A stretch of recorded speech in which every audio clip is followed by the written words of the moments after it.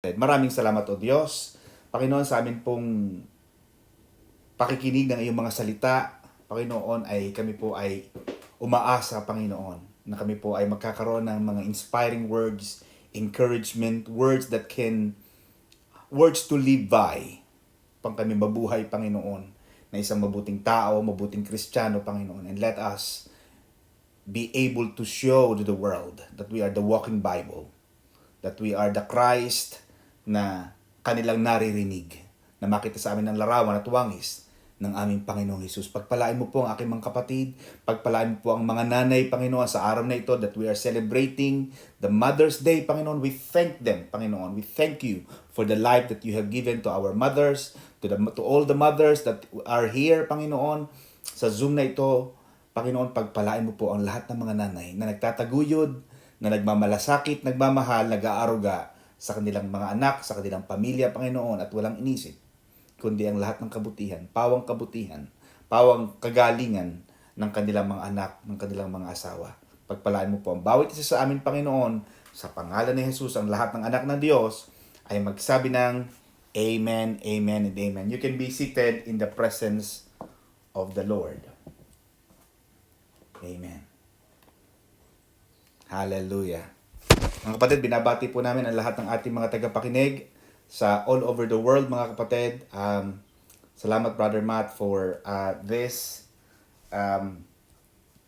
Sa lahat ng ating mga kapatid, all over the world, binabati natin sa Pilipinas. May nakita ako kanina na mga taga-Pilipinas na nandito nakasama natin. And I also wanted to greet our brethren and pastors in Qatar, in Italy, in the United Kingdom, of course, in the United States of America. We have Pastor Lowell here in Abu Dhabi. And the rest, mga kapatid, we are so blessed, mga kapatid. Palakpakan natin ang Lord. Hallelujah, hallelujah, hallelujah. Amen. I prepared a sermon for today, but later on, I realized that it is a Mother's Day. So I said to Brother Matt and Sister Cynthia that I will have to change my topic to make it congruent to the celebration that we have today. Amen, mga kapatid. Without much further ado, because of the time, I would like to start our topic for today. Amen. Bago ako magsimula, tatanungin ko muna ulit kayo, mga kapatid, kumusta na kayo?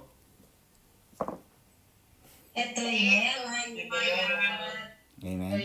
Sa pangalawang pagkakataon, mga kapatid, pakibuhat naman kami nyo, mga kapatid. Paano pa kayo magpupusap niya? Sa pagpindot nga lang ang babagal nyo. Mga kapatid, kumusta na kayo sa pangalawang pagkakataon? Sa pangatlong pagkakataon, kumusta na kayo? Sa pang-apat na pagkakataon, kumusta na kayo, mga kapatid? Amen. Palakpakan natin. Hallelujah. Palakpakan natin ang Lord. Pag sinabi, mga kapatid, na pang-apat, sasabihin nyo, I am a millionaire. Sabihin nyo, mga kapatid, yun, I am a millionaire.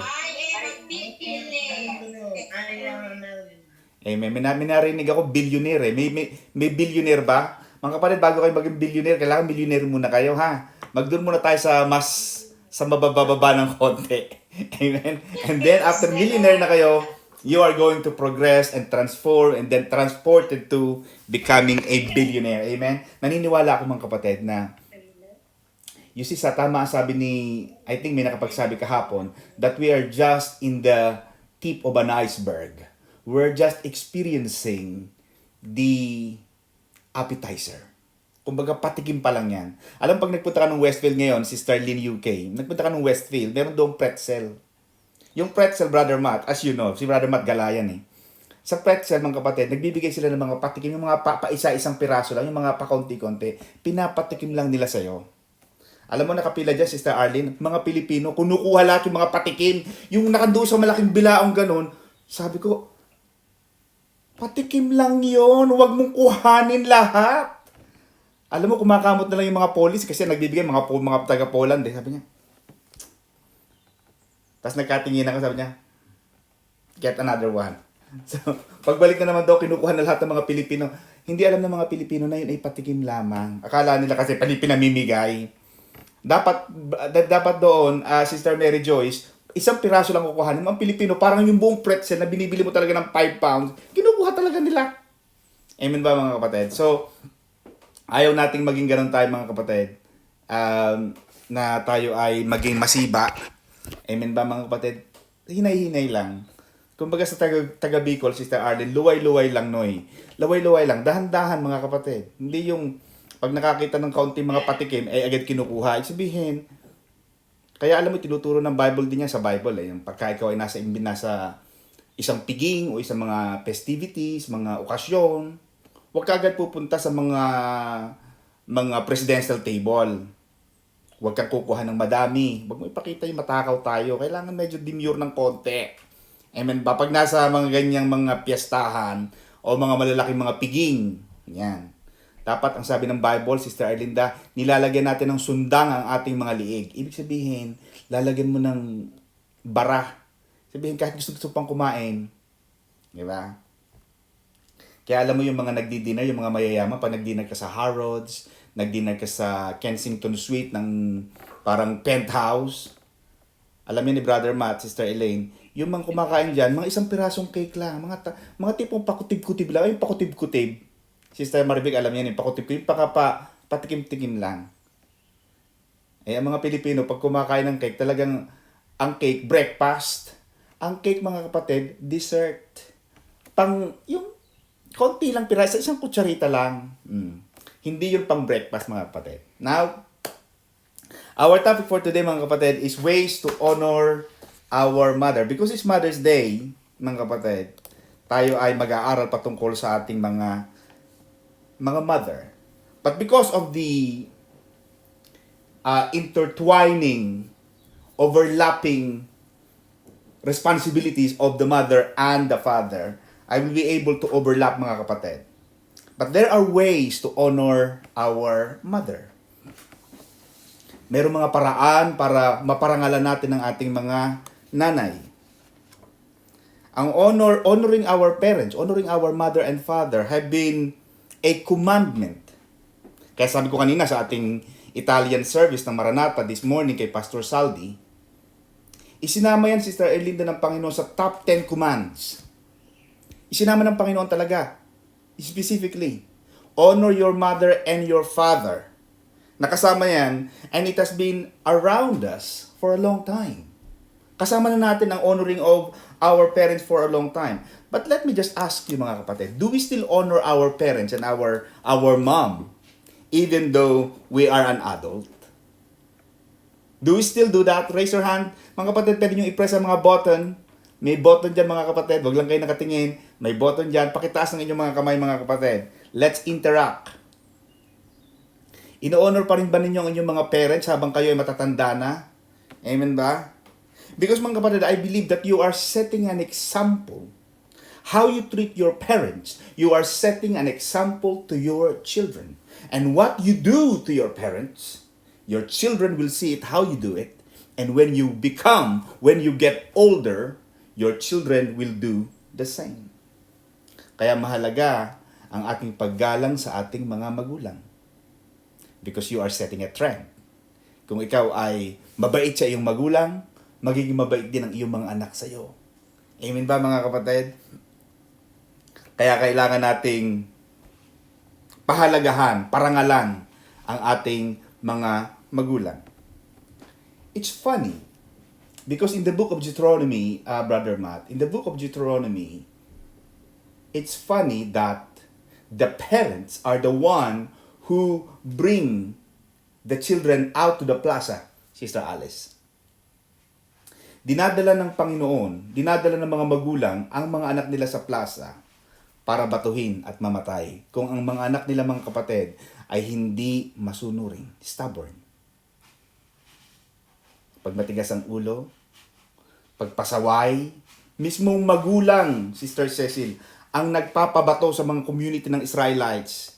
And I think we read that in the book of Deuteronomy. Nasasabihin, itong batang to, matigas ang ulo nito, pasaway ito, matigas ang ulo nito at lagi ito nagbibigay ng kaguluhan sa mga magulang, batuhin siya hanggang sa mamatay. Could it be the reason why that God put that in the book of Exodus chapter 20? That when God said, honor your father and your mother, and you shall have a long and well-lived life. Kapag tayo naging mabuti sa ating mga magulang, mga kapatid, hindi nila tayo papatayin. Hello? Amen? Hindi nila tayo papatayin. Di ba? Kaya sabi ng Panginoon, nahaba ang buhay mo kasi hindi ka papatayin ng magulang mo eh. Di ba? Kasi ang mga magulang, mga kapatid, may kapangyarihan sila. They have the power in those days. They have the power to bring out a child to a plaza to be stoned to death. Amen?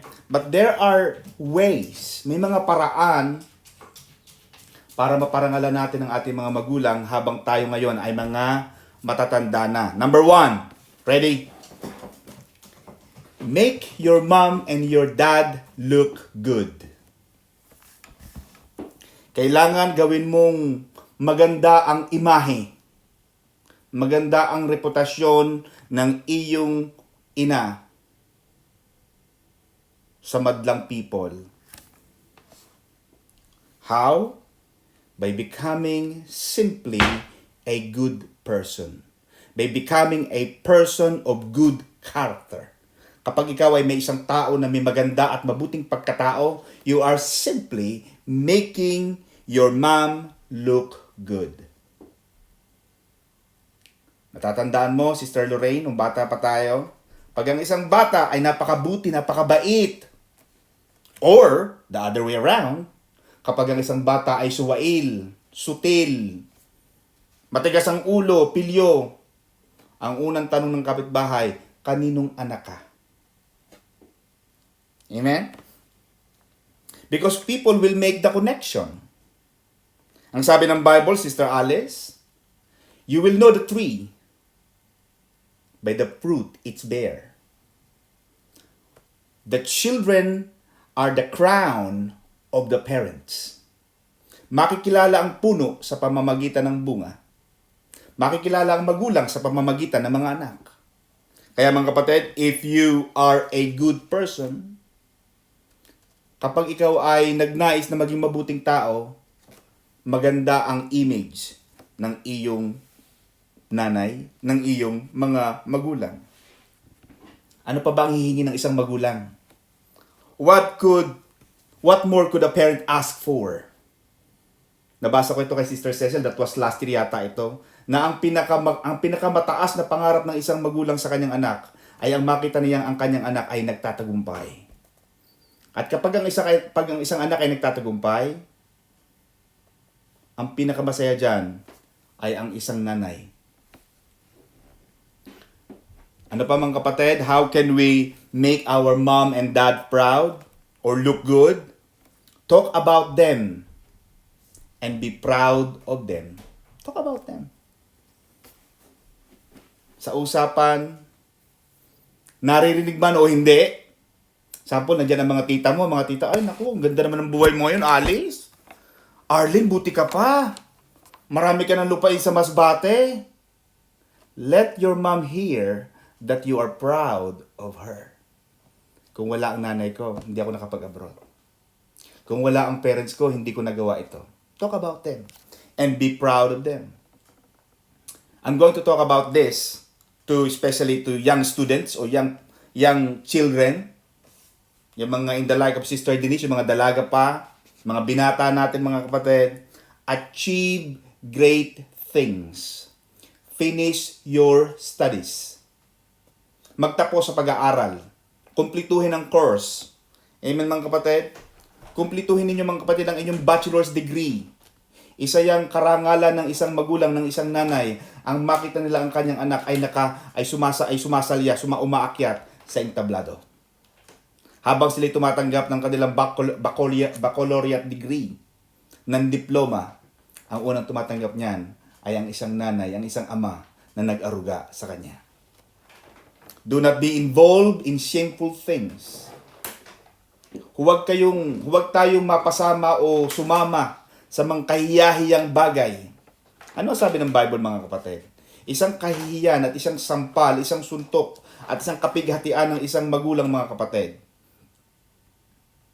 Ang kanyang anak na nagiging kahihiyan. Amen? Lumayo sa mga gulo. lumayo sa mga gulo. Kailangan nating alagaan ang imahe ng ating mga magulang sa pamamagitan ng paglayo sa mga kaguluhan. Amen? I'm going to show you mga kapatid one picture of a gentleman. This is, ipapakita ni Brother Matt, isang estudyante mga kapatid. Na ito ay, ang pangalan ng taong ito ay si Paulo John Alinsog ng Pasay City. Paulo John Alinsog ng Pasay City, graduate siya ng Business Administration sa Lyceum of the Philippines University. At nung siya nag-graduate sa PICC, Philippine International Convention Center ng Maynila, patay na ang kanyang nanay. Ang ginawa niya, kapatid ko, gumupit siya ng life size ng kanyang nanay. At sinabi niya sa kanyang blog, "To my most beautiful mother, your eldest son has graduated. I hope you are happy in the presence of God. I finished school because this is what you wanted. I love you very much." Amen. Isn't it nice na kapag tayo mga kapatid na nag-a-achieve, our parents are so proud of us. Palakpakan natin ng Lord. Thank you, Brother Matt.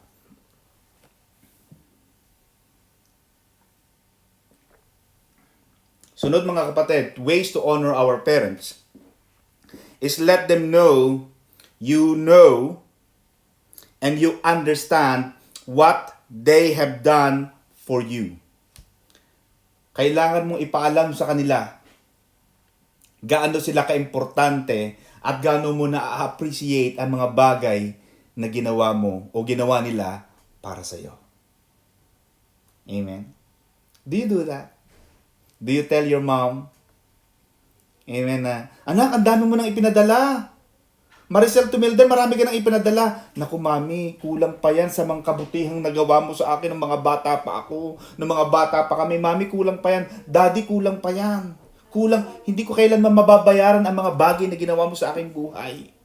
Kulang pa yan." Amen ba mga kapatid? Let them know that you appreciate, you value the effort that they have invested in you. Amen mga kapatid? Kailangan na tayo ay ganun mga kapatid. Ibinavalue natin ang ginawa ng ating mga magulang. Ganun din sa ating mga tatay. Pwede mo rin sabihin sa kanya na, "Daddy, you may not realize it, but I know that you are praying for me every single day. And I wanted to say thanks." You see mga kapatid, the reason why I'm not really a fan of a gift, kasi ang gift it's more on commercialism eh.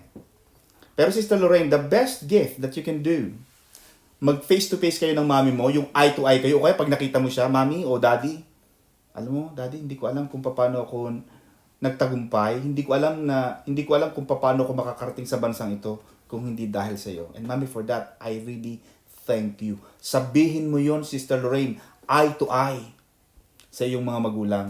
You will appreciate, they will honor that. They will appreciate your effort. Makikita nila na talagang pinapahalagahan mo ang kanilang mga ginawa. Mahalaga yun sa mga anak. Na sinasabi mo, ipinaparamdam mo. Huwag mo lang sabihin na, "Ay, alam na ng mami ko yan." Hindi. Kaya hindi ako naniniwala, Brother Matt, sa action speaks louder than words. Hindi totoo yun.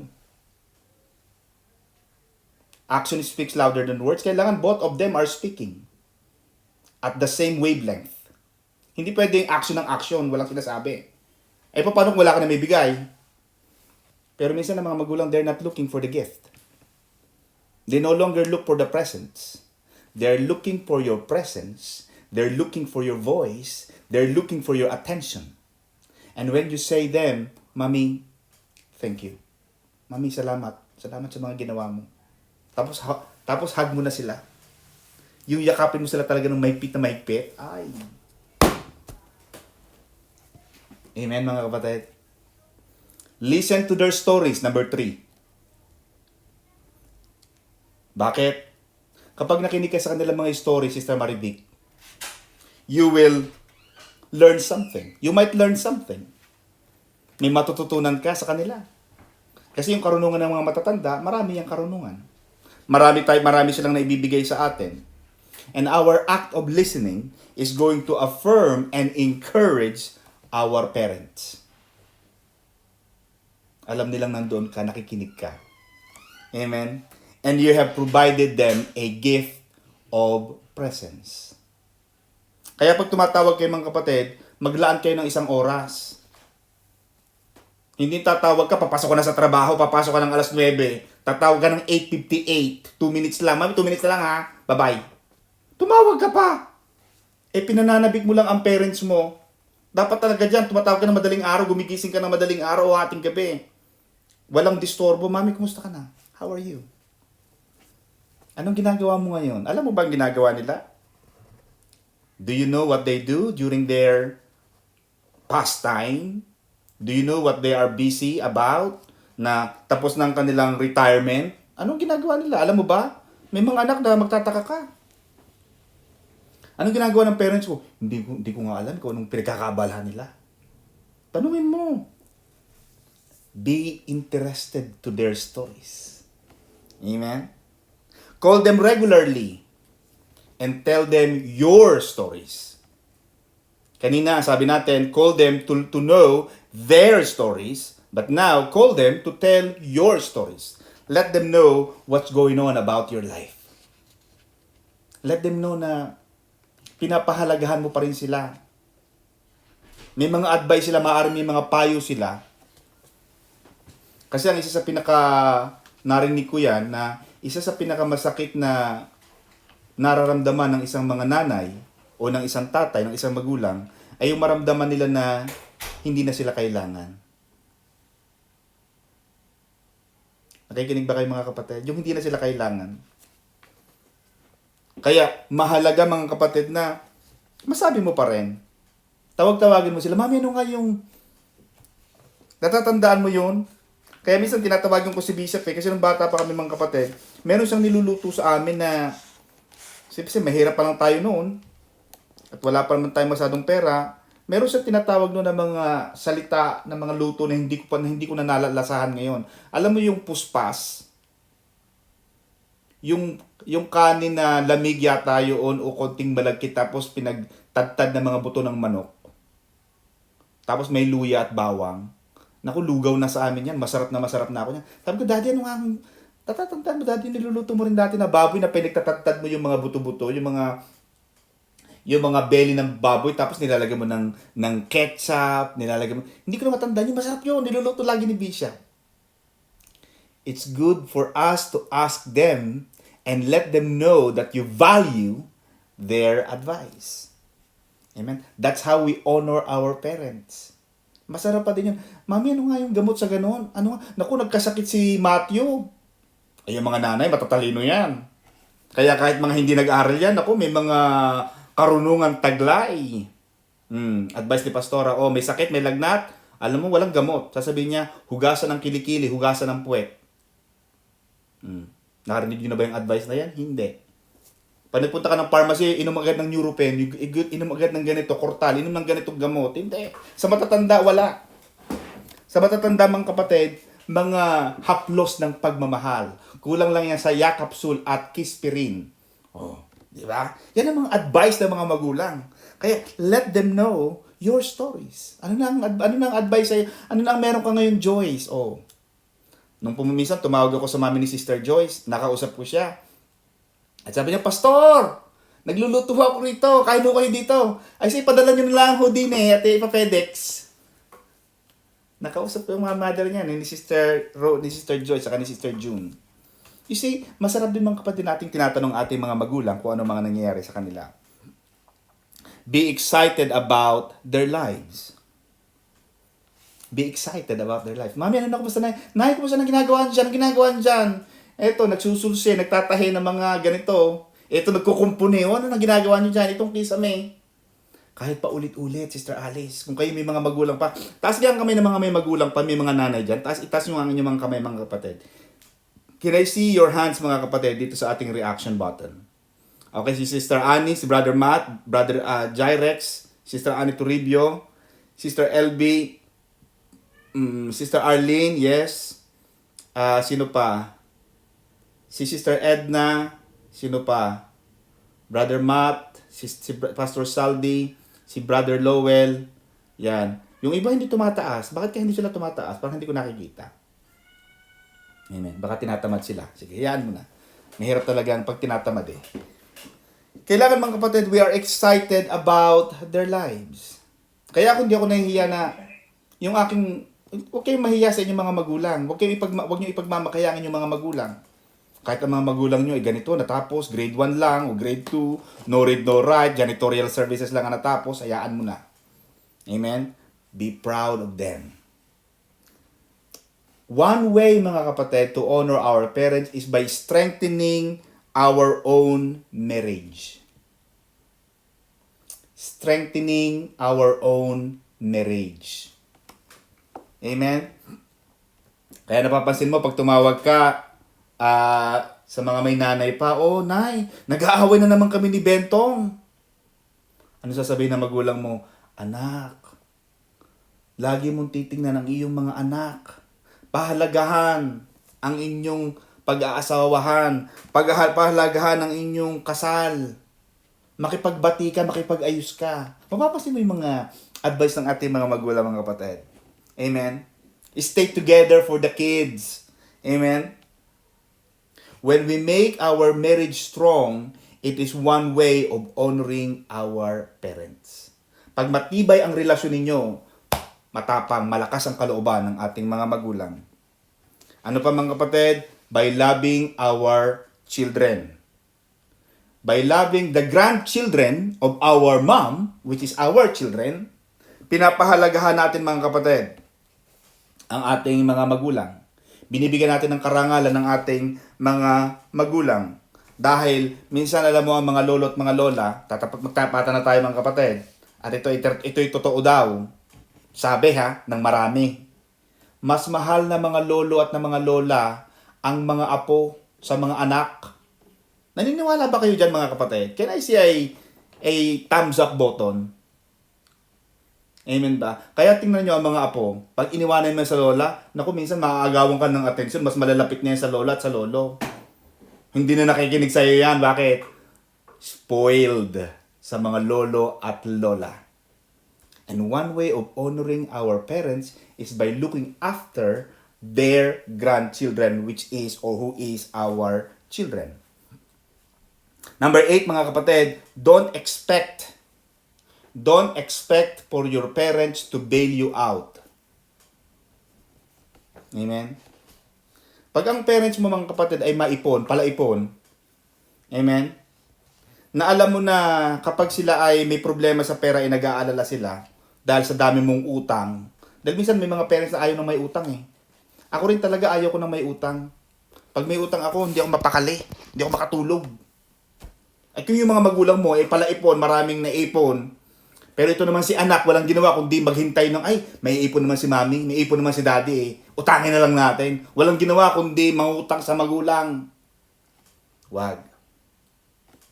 Avoid dishonoring them by looking for a bailout. Amen mga kapatid, sorry. Ayaw ko magsalita ng mga masasakit dahil Mother's Day, pero ito ang itinuturo sa atin ng Panginoon. Pinaparangalan natin ang ating mga magulang kung tayo nagpapahalaga sa ating mga sarili. Because yung ating daw mga utang, Sister Lorraine, reflects negatively on our parents. Kapag ang anak ay maraming utang, naku, ang magulang hindi mapakali. Amen ba mga kapatid? Number 9, treat them out once in a while. Treat them out once in a while. Amen? Magpadala ng pera regularly. Weekly, magpadala kayo. Parang may hindi nag-thumbs up dyan. Pag hindi kayo nag-thumbs up, hindi kayo nagpapadala sa inyo. Buti nga sa inyo. Mag-thumbs up kayo para at least man lang makatotohanan. Alam mo kapatid, pinapatawa ko lang kayo kasi ang iban malungkot eh. Kanina nandiyan ako sa Maranatha, Italy. Nandiyan yata si Sister Florentina. Nakita ko siya kanina. Alam mo, sabi niya, mga kapatid, ako'y nanalangin sa Panginoon. na sa panahon ng COVID ay ako ay wala man lamang na ipon, ako ay walang trabahong extra, ang asawa ko ay walang trabaho, wala naman kaming extra pera, gustuhin ko mang magbigay sa aking nanay, ay hindi ko magawa. Ngunit, Sister LV, ipinanalangin ko sa Lord, Panginoon, bigyan mo naman ako ng trabahong extra para makapag-abot naman ako ng konti sa aking nanay. Alam mo, Sister Cecil, ang sabi niya, tinugon ako ng Panginoon. Alam mo, naramdaman ko ng patotoo ni Sister Florentina from the bottom of her heart. Hindi ko alam kung magkano ang amount. Kasi minsan hindi naman mahalaga ang amount. Ang mahalaga kasi sabi nga ng Hallmark card, it's not the price, it's not the amount that counts, it's the thought that counts. Amen ba?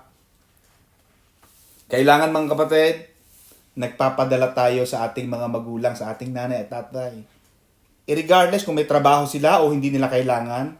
Tingnan mo, Sister LB, yung kanta natin na pagpasko, yung Give Love on Christmas Day. Yun, Christmas Day yun eh.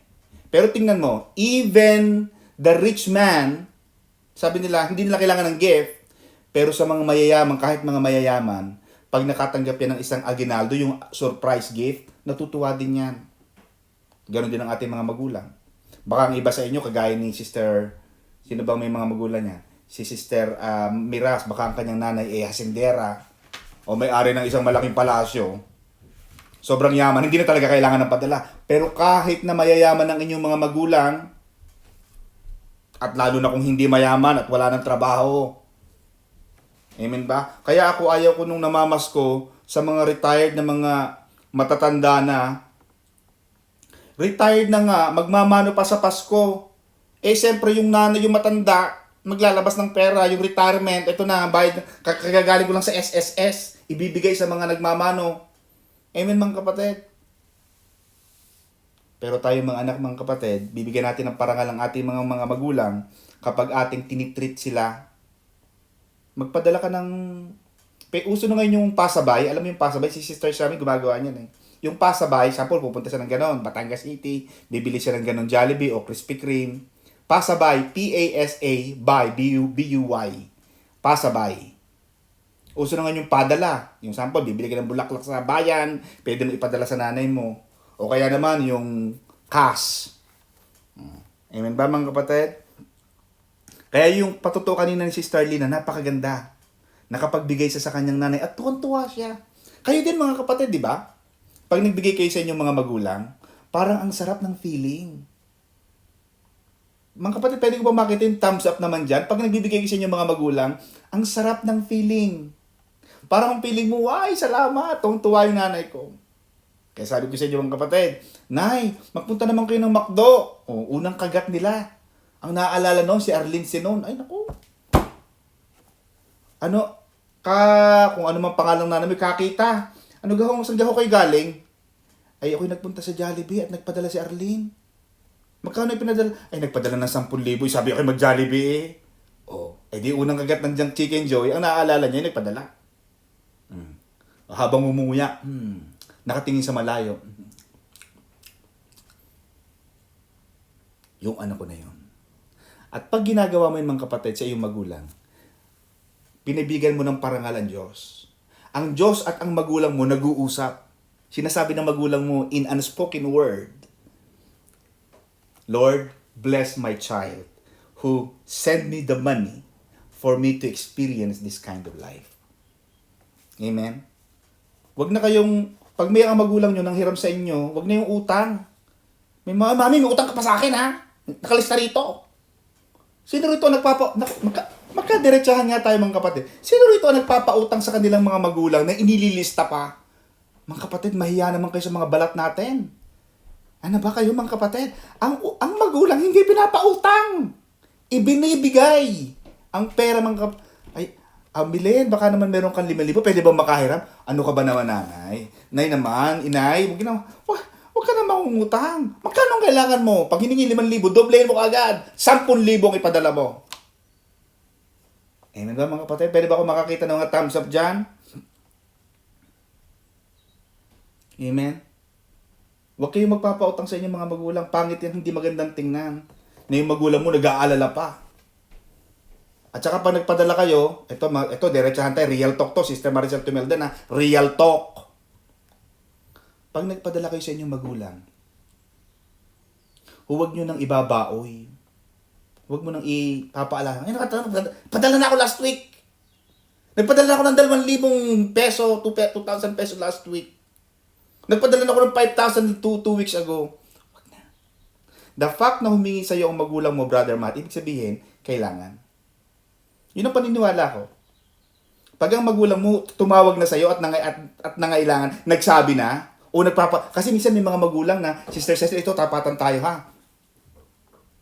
May mga magulang na hindi nila sinasabi na kailangan nila ang pera. Kaya kailangan marunong kang makaintindi.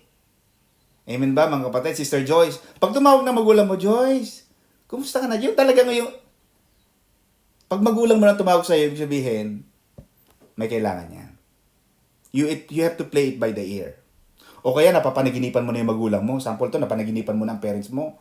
Amen, Sister Nema Sangkay ng Italy. Napanaginipan mo na ang Tito Efren. Pag napanaginipan mo na ang parents mo, Sister Milen, ibig sabihin, nagpaparamdam. Magpadala ka na kaagad. Tatawagin, bakit ka nagpadala, anak? Nako, Nay, napanaginipan kita nung isang araw eh. Sabi sa akin ng Panginoon, magpadala daw ako ng pera eh. Huwag ka na. Treat them well. Be good to your parents. Huwag mo silang sisigawan. Hello? Mga kapatid, tumingin kayo sa akin. Huwag kayo magpa-side view dyan. Tumingin kayo dito sa camera. Ang iba kasi naka-side view, nakaganon. Mga kapatid, huwag niyo sisigawan ang inyong mga parents.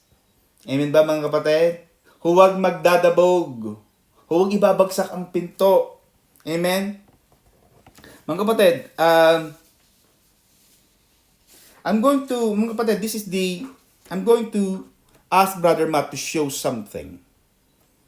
Brother Matt, can you show at mga kapatid, while we show this, I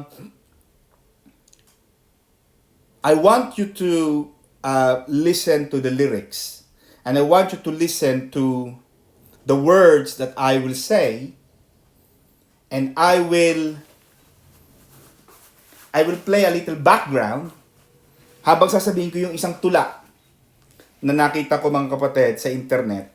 At ito mga kapatid ay gusto kong basahin sa inyo bilang pagpugay, pagbibigay ng parangal sa ating mga nanay. Amen? I will stop the video. Baka hindi ko makayanan ang emotions. Maganda naman kapatid yung totoo tayo. I will play a sound, a background mga kapatid. While I am playing this background, I want you to understand the lyrics. And this is gonna be spoken in Tagalog. So I don't know if we have an English brethren here, but at least in Tagalog, we can understand it better. Amen. Ang title ng tulang ito mga kapatid ay Sa Aking Pagtanda.